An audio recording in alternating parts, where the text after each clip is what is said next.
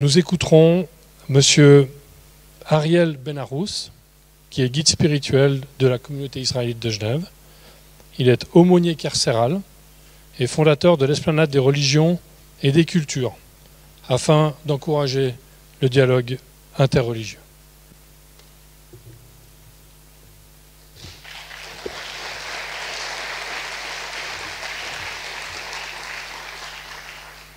Je suis très touché d'être devant vous aujourd'hui. Très touché parce que je représente la communauté israélite de Genève, le grand rabbin de Genève, et aussi par votre présence, parce que vous êtes. Vous ne me connaissez pas, et je suis une des nombreuses victimes du terrorisme palestinien.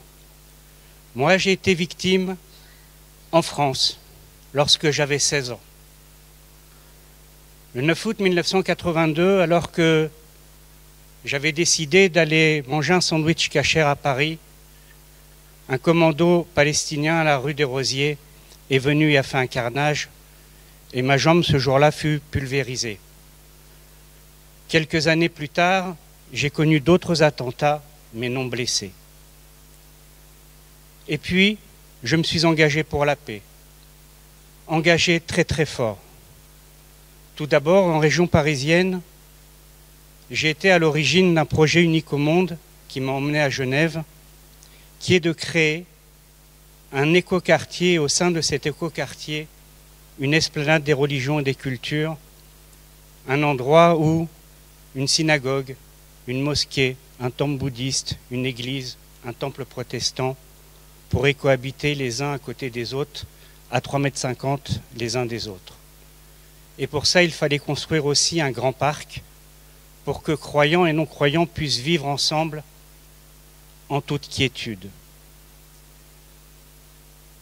Lors des attentats de l'Hyper Cacher, en 2015, je me rendais à l'Hyper Cacher. Et voilà qu'une de mes amies m'appelle en me disant « Tu es à Paris, ramène-moi s'il te plaît des macarons ». Et en rigolant, je lui ai dit « Ils ne sont pas cachers ». Elle m'a dit « Mais c'est moi qui les mange ». Alors, j'ai changé de métro et ça m'a sauvé la vie. À partir de là, le gouvernement français a pris contact avec moi pour savoir si je pouvais aller dans les quartiers où les gens ne rentrent pas, dans les prisons, parler à des terroristes. Et j'ai expliqué au gouvernement qu'il n'y avait aucun problème, mais que j'avais une spécificité, c'est que j'avais une kippa.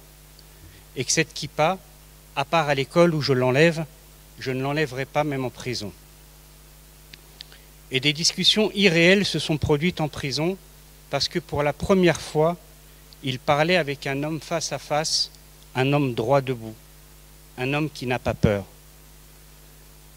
Lors du 7 octobre, ma famille en Israël m'a appelé en me disant « S'il te plaît, tonton, n'aie pas peur, ne t'occupe pas de ce qui peut nous arriver, continue-toi ton travail.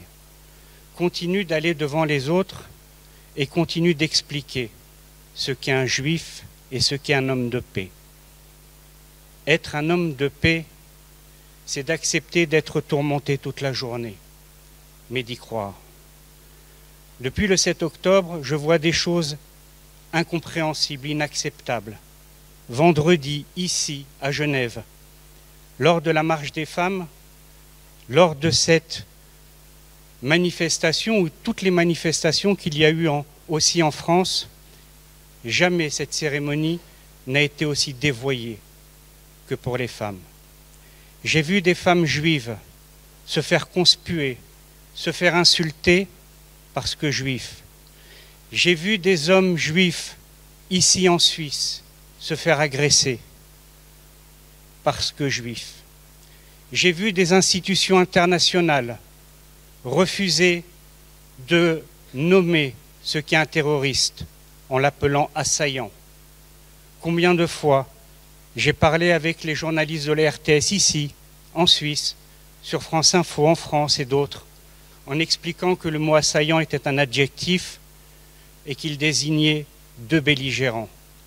Un groupe terroriste n'est pas un assaillant. Pourquoi ?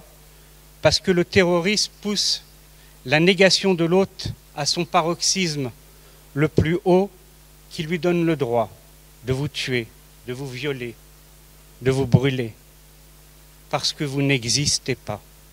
J'ai vu des chefs d'État depuis le 7 octobre appeler à la guerre de la croix contre le croissant, appeler à la haine des autres.